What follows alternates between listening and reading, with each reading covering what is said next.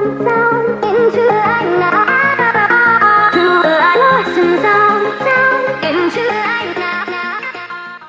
rest and recovery. I've added this into your plans, but probably 99% of the time it is forgotten about. It's not even given a thought, but really it is 50% of what we do in fitness. Rest and recovery is hugely important.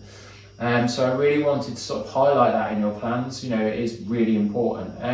To give you a quick idea of how this works, basically you do your fitness regime, and essentially all we're doing is breaking the dog's muscles down, so we can then hopefully rebuild a bigger muscle, a stronger muscle. Now, so you'll do your sets, you'll do your reps, which will hopefully break the muscles down, give the muscle enough nutrients through your sort of feeding guides that we've given you, give it the best chance possible, and then when it's resting, that's when the muscle is repairing and growing again. So really, when you think about it logically, actually, that's really important. So I really don't want you to go. I know everybody gets really keen and excited at first, but I want you to take it steady and think about what rest periods you could give your dogs. You know, so for my dogs, they will probably work hard on a Monday, maybe a Tuesday.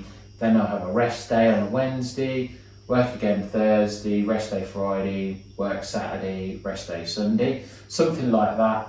They might do little things in between. It might be like a 30-minute walk or whatever, or a 10-minute walk here or there, dotted in. But really, I try to give the biggest rest period possible for the dogs.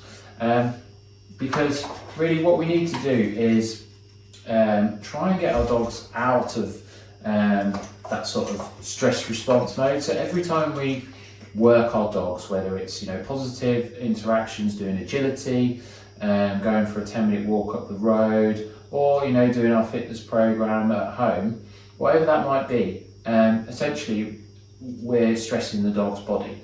So if the dog doesn't come out of that stress response, they're never going to recover, because the body thinks, actually, hang on a minute, I don't need, you know, to work on digestion and repair muscles and things like that. We're in like a stress response mode. We need to be alert and ready for action. Obviously, they don't need to be alert and ready for action all the time. So I want, really, this should say rest, recovery and calmness, because calmness is king. If you've seen any of our videos, we talk about calmness, and it is a huge subject. But really, what we need to do is get our dogs out of that stress response, that height of arousal, and bring them back down to a good base level where they're calm and recovering, and their body's gone into that recovery mode. So really start to think about that. Every positive interaction that you have with your dog is turning on the stress response, and, you know, it's flicking them into high arousal. They're not going to be recovering at any point until they are calm again. So really start to think on that throughout your dog's days. Create a plan, create a timetable at home where you can, you know, really plan it out and see what you could do when, and what needs, you know, when they need their recovery time, and how you're going to implement that. So it might be that they're, you know, in a separate room, you know, there's not much going on, they're just given time to like lay down and chill, have a sleep, stuff like that. And then you're going to add in your stuff as well when you're doing your frozen Kongs, which promotes calmness. And then it might be, you know, boundaries at home, like something like Nova's doing by watching telly. She's a little bit more excited now because she thinks we're probably going to train, but stuff like that. So nice and relaxed on the bed.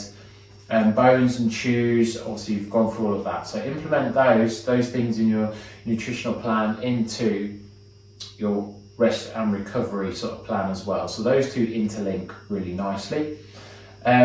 So yeah, guys, I really want you to rest your dogs as much as you possibly can, and really start to think about it throughout your week, and create a plan.